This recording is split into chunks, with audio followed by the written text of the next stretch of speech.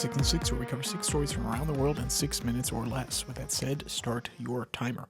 We begin today in Argentina, where Javier Milei, the current presidential candidate, is proposing partial privatization of the country's nuclear energy sector to improve management and attract private investment.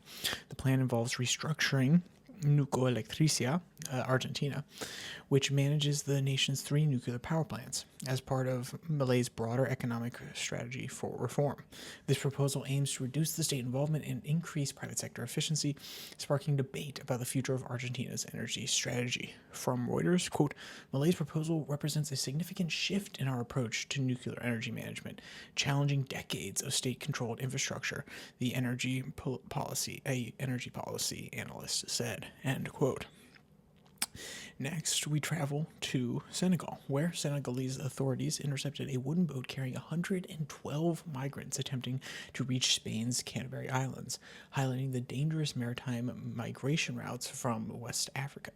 The large pirogue was stopped 80 kilometers off the northern coast with migrants from various countries requiring medical assistance. This incident underscores the ongoing humanitarian challenges and risk associated with irregular migration in the region. From Reuters, quote, the operation highlights the challenges faced by authorities attempting to manage migration flows while ensuring the safety and security of those involved.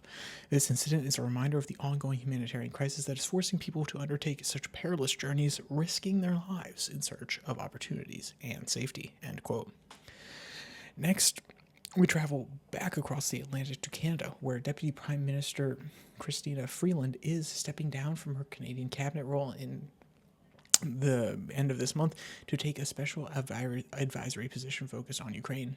Her new role will leverage her international diplomacy and finance expertise to enhance strategic alliances and strengthen Canada-Ukraine relations.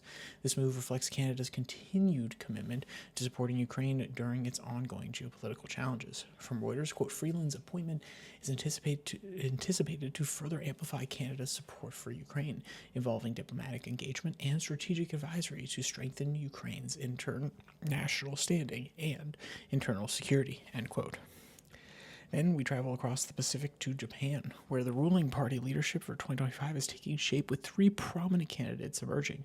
Taro Kuno, Minister for the Administrative Reform, has officially announced his candidacy. Shinjiro Kozumi, sorry if I'm mispronouncing your name, sir, a former environmental minister, and Yoshima Hayashi, the current foreign minister, all are also potential candidates. Each candidate brings unique perspectives that could significantly influence Japan's domestic and international policy direction. From Reuters, quote, Kono's announcement signals a significant moment in Japanese politics given his reformist approach and tech-savvy image, which appeals to young and more progressive voters. Meanwhile, Kozumi, who hails from high-profile political families, has been notable for his commitment to environmental issues and climate policy, which has earned him broad appeal among the electorate, end quote.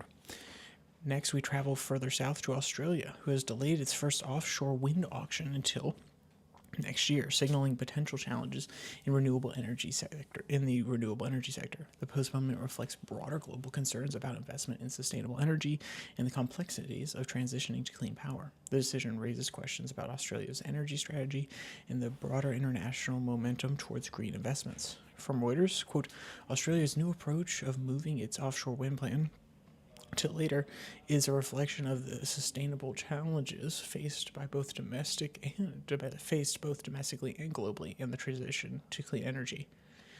And finally, we end today in Europe, where the European Union is proposing an accelerated plan to reduce the dependency on Russian energy sources, with European Commission President Ursula von der Leyen leading the initiative. The strategy aims to significantly decrease reliance on Russian fossil fuels by 2025, driven by geopolitical tensions and a commitment to energy independence. This approach involves diversifying energy sources, investing in renewable resources, and strengthening international partnerships. From Reuters, quote, we have drastically reduced our dependency on Russia for fossil fuels, and we have to do it as soon as possible.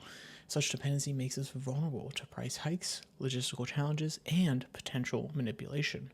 Political unity and strategic foresight will be paramount in securing our citizens' access to affordable, secure, and green energy. That came from Ursula von der Leyen.